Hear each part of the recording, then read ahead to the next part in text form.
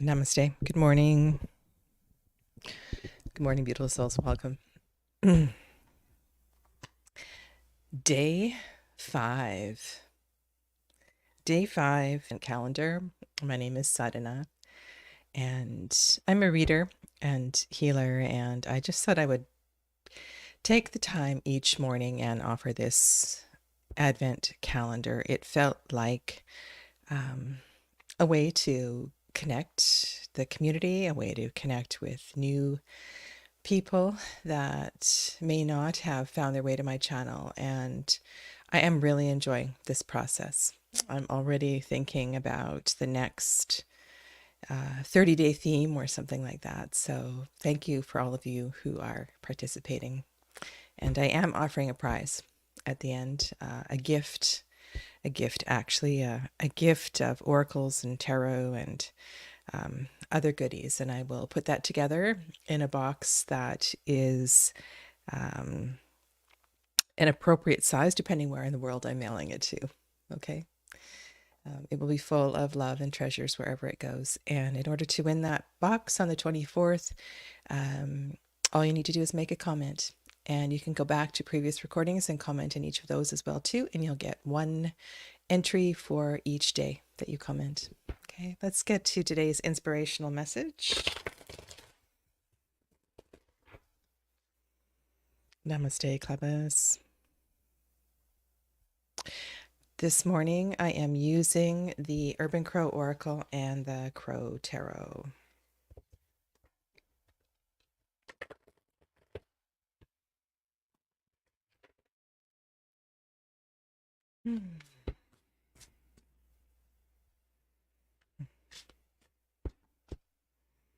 I'm smiling. You know, it's funny. I just, the dogs were, there's a new dog next door, and when they're all out with this fence between them, it's very angry barking and very disturbing. And then I'm thinking, wow, Sadhana, you chose the crows this morning, and today is garbage day. This is the day that the garbage cans get picked up and the composting bin gets picked up, and it is crow day. So I think that's kind of funny, as well as the loud noise, right? The loud noise from the dogs. So let's see. What is the inspiration this morning from the crows?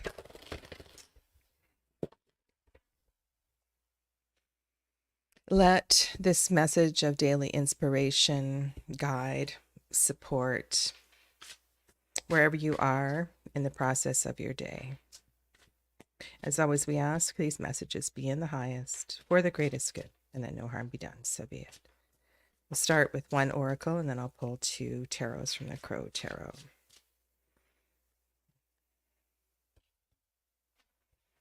This is a very large oracle deck, as I have one of the expand. So I have a very sort of odd cutting situation. So I'm going to pick the card that didn't want to be left behind.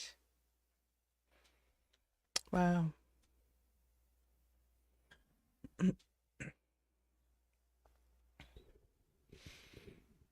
No matter how small you are, no matter how tall you are, no matter how old or young or fat or green or blue, how you speak, how you walk, how you talk. There is a group. There are, these souls may be with you.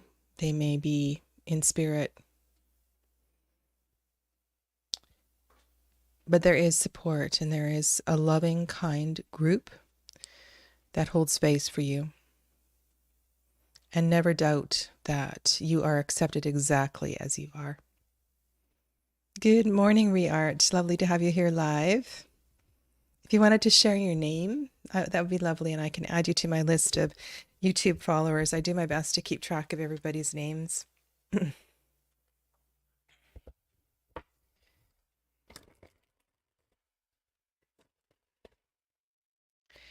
The other piece of this, however, is that it is essential that you accept yourself.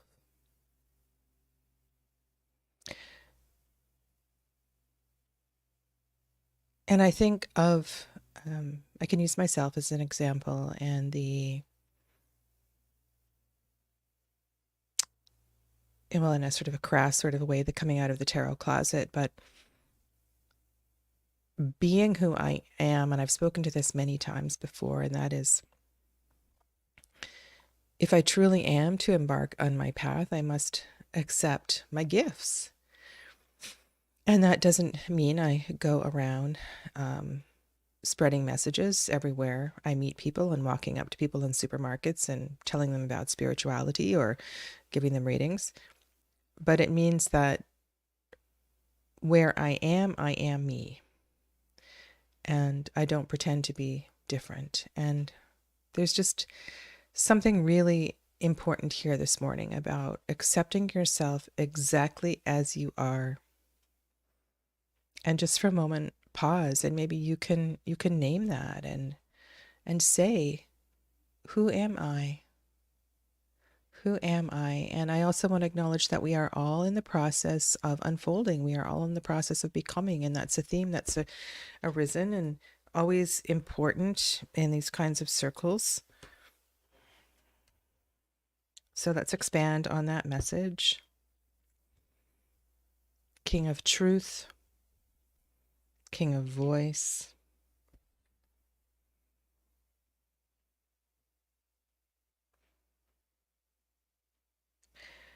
Why 5 feathers? Why 5?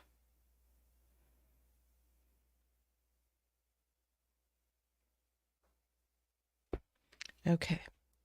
Why 5 feathers? What does 5 represent? 5 is the number of the pentacle.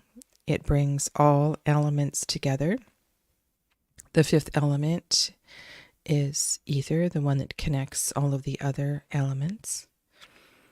5 connects us to the pentagram, the magic inside the pentacle. As far as air and truth and King of Swords, perhaps the number 5 keeps him grounded. Okay, the penny is dropping here. So number 5 is connected to the 5th Sephira. The 5th Sephira is Mars. And perhaps this number, in its association with Mars, connects.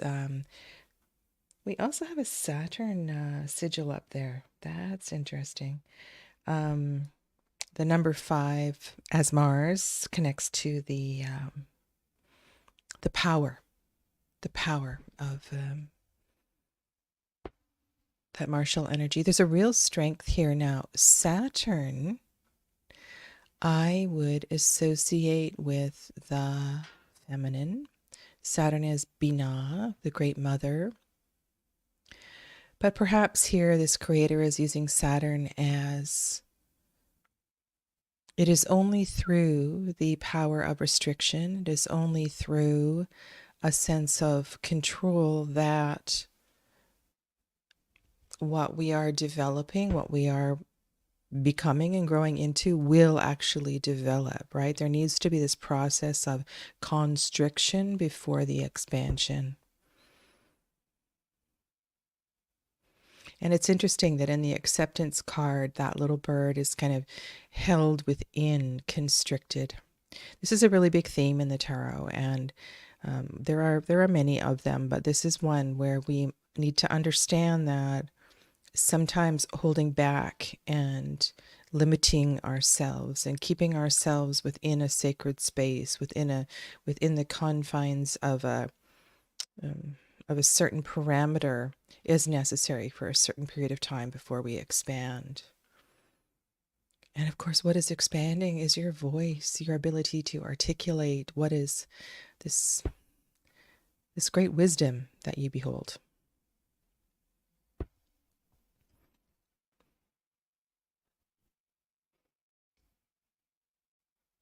All right. Very different energy here. 18 reduces to 9. So we have 5 feathers, we have a king, we have acceptance. Moon, the moon reflects all that is dark and mysterious and that which we would rather not see and look at. And yet, the moon is well on the journey through the tarot. We have emerged through the greatest challenges and are on our way to Keter, on our way to the crown. It does. I feel sometimes there's a bit of a tug with the moon that wants us to make sure that we take a look left and we take a look right, and we acknowledge all that we have been through. Our greatest challenges are our greatest lessons, and our greatest challenges help us to move forward and to grow. And so perhaps the lesson of acceptance and self-acceptance is more imperative today in this moment for us to reflect upon, to acknowledge what our truth is, because there's a piece of that has been held in shadow or deemed bad or deemed dark, and it is wanting to come into the light. And that may take a day or two. I feel like these readings are processing very quickly, especially with doing a daily theme, a daily reading. So if you are still within the daylight hours, think about this, how this sort of bumps up against you as you go about your day. And if you are in the latter half of your day and heading towards slumber, sacred slumber to you, and perhaps put this intention into your dreams tonight, that you get some clarity about this piece of acceptance, in extension, self-acceptance, that you have been journeying through for some time. It is part and parcel. It's an essential piece of your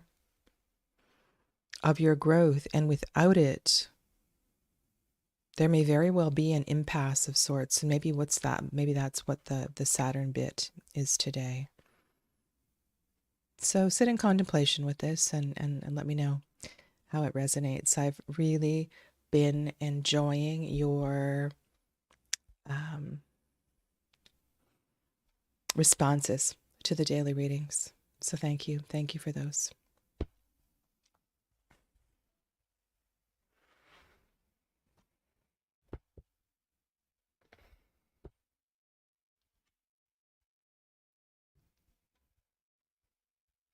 I know a lot of you are really touched by that ghost card yesterday. That was very sweet. Okay, so let's go on to my favorite things. As part of the series, I'm sharing with you a tarot favorite thing, as well as an oracle favorite thing, as well as something personal about myself. And so I thought I would share with you today my favorite indie oracle. My favorite indie oracle. And I don't think this will, of course, I have a large collection of cards, and it is in the process of being drastically pared down. And this beautiful library of mine contains this gorgeous deck, and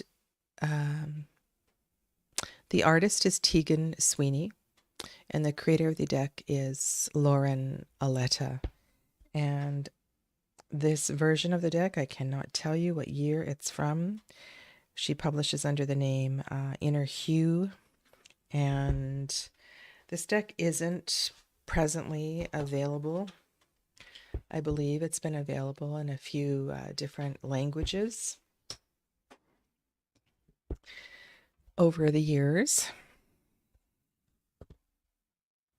And so it never hurts, if you're interested, to send the creator a message through her website, Inner Hue, Hue. And one of the reasons I love this deck is the range of cards. I love its frequency of its spiritual frequency. And there are,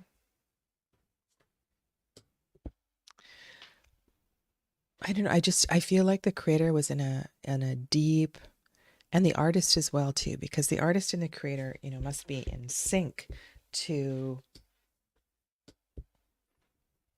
create something so powerful together. But there are some really challenging cards in this deck, and I appreciate an oracle that has a balance of those.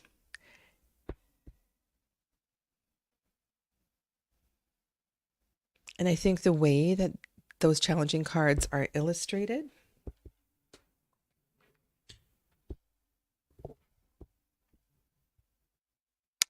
allows for a depth of journaling, conversation. I haven't used this deck with a client in a long time. I used to use it quite frequently.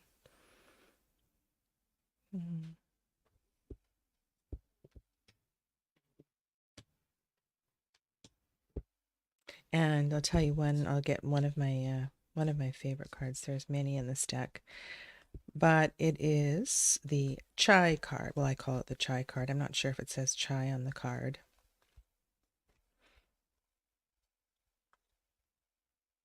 It is this deck, right? Yes, it is. I call it the chai card. And the reason this card means so much to me has to do with my mother. And my mother was one of those people who she was always having a cup of coffee or a cup of tea with a friend. She would say, "Susan, sit down. Let's have a cup of coffee." That's my given name, Susan. There was this real reverence for sitting down and sharing a cup of tea or a cup of coffee. And I really liked that about her. It was this energy of let's sit down and have a conversation and be in each other's presence. And it was just really special. And I think about her when I see this card. Yeah. The other favorite that I want to share with you, and this might seem kind of funny. So here's a jar, and on this jar, this is a like a natural apothecary. Like this is somebody local who is making their own herbal balms and teas and medicines and things. And on this jar, this is called Devil's Club Balm. And the reason I'm sharing this with you is because one of my favorite things is when the plants talk to me. And I was at a fair. I actually bought this at a fair this summer. And when I saw this jar, I just laughed because Devil's Club and I have had an interesting journey. And it was soon after my husband left me that I had an encounter in a garden, and I was cleaning up the backyard, sort of preparing for the selling of the house where we were living. And there was some very firmly rooted Devil's Club that was beginning to overtake the garden. And so I attempted to uproot it. Well, unfortunately, the Devil's Club uprooted me and sent me down an 11-foot, maybe more, retaining wall. Seems like a weird number to say, but it was a very, very high retaining wall. So I quite literally went ass over tea kettle, over a stone retaining wall, down into the forest, and was caught between two trees, upside down. And I didn't break anything. I was quite literally like emotionally paralyzed. badly scratched and bruised, in terrible shock. And I remember I was screaming, and it all turned out fine. The rescue people came and got me out, and I went to the hospital, and it was all fine. But the point of this story is that is about the struggle with nature. And later on, I went back and I had this book called Boreal Herb. I've gifted it to one of my daughters. I actually just messaged her this morning to see if she still has it because I would like it back. Um, anyway, so this summer when I was at this fair, and my feet were a little tired, my joints were a little achy, and I saw this little bomb of Devil's Club. I just laughed so hard, and I remember this day that I wrestled with Devil's Club. Now, I don't remember the medicinal properties of Devil's Club because I no longer have this book, and I pulled this jar out on the spur of the moment to share with you this morning. But I invite you to think about certain, you may consider them non-sentient beings that keep appearing in your life. And there's a reason why they are there. They have lessons to teach you. And it's so amazing when you receive lessons from the plants. And for you, it may be an animal or something, but one of my favorite things is when the plants talk to me. And that's my Devil's Club story. Okay. All right. So, what's my tarot tip of the day?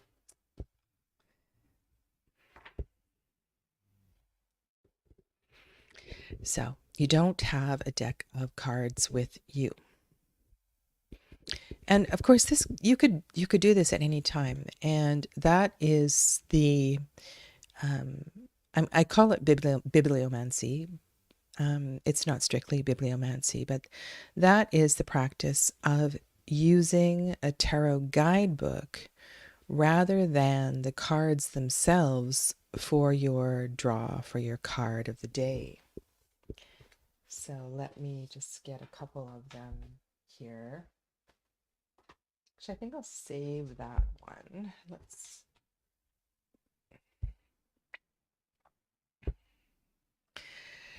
And sometimes I think that this works really well as well too when you are reconnecting with a deck. And so what I do is I take the guidebook, and usually this is something I do with large guidebooks. Like this is quite a chunky monkey here. Okay.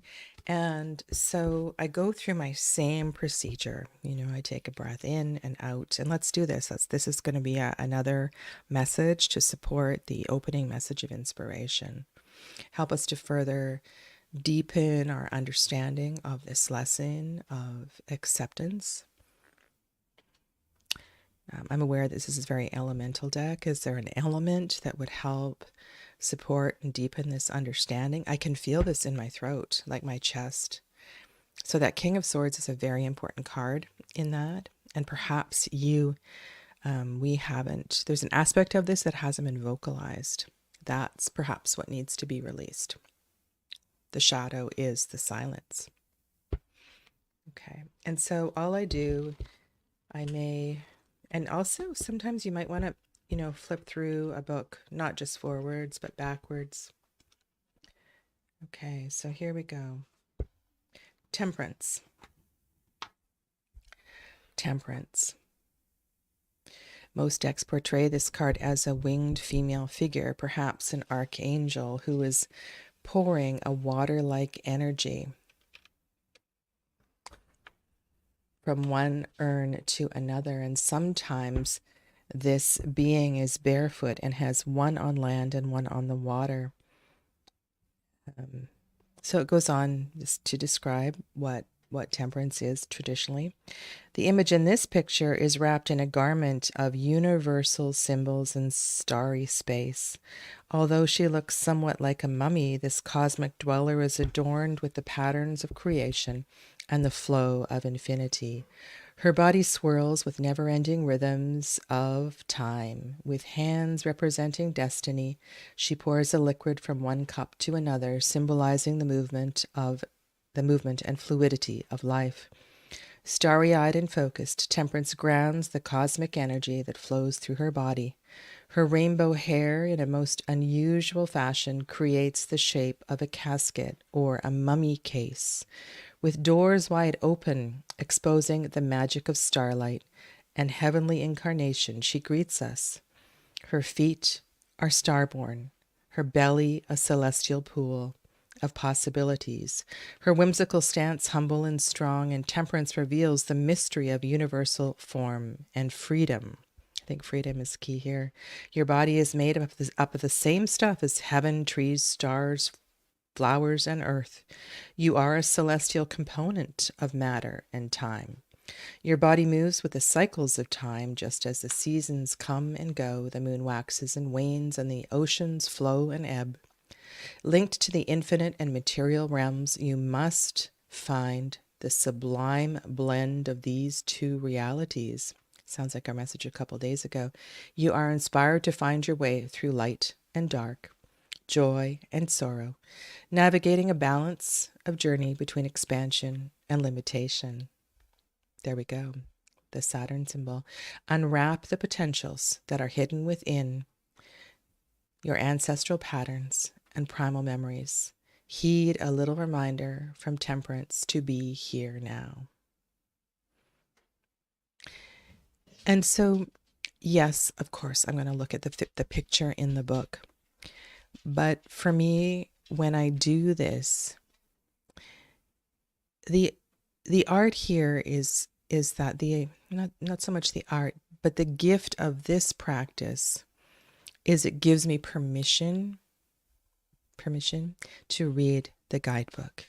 It gives me permission to sit with the words and let that be my reading for the day. And perhaps to write down one of the sentences at the top of my journal page that reflects, that speaks to me. And for me, I would go back to the sentence that had that word limitation, especially because we did that other reading, and think about how the voice is limited or the voice has been restricted. Why just moments ago I was feeling that restriction here in my physical body. And I'm sure you want to see the picture. I can find the card for you as well, too, if you're interested. This is called Tarot of the Four Elements. It's a beautiful elemental deck. Guidebook is in black and white. I'll just take a moment and see if I can find it for you. Fortunately, the majors are color-coded. The suits are color-coded, so it should be not too difficult to find. Maybe. Okay. That's the suit of water, suit of air. Just give me 1 second. Where are you?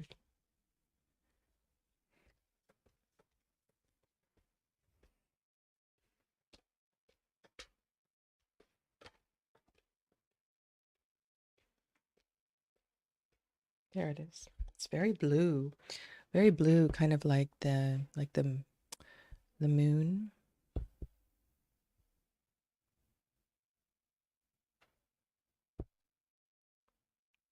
You know what else I think this speaks to, just looking at the art, is the idea of acceptance.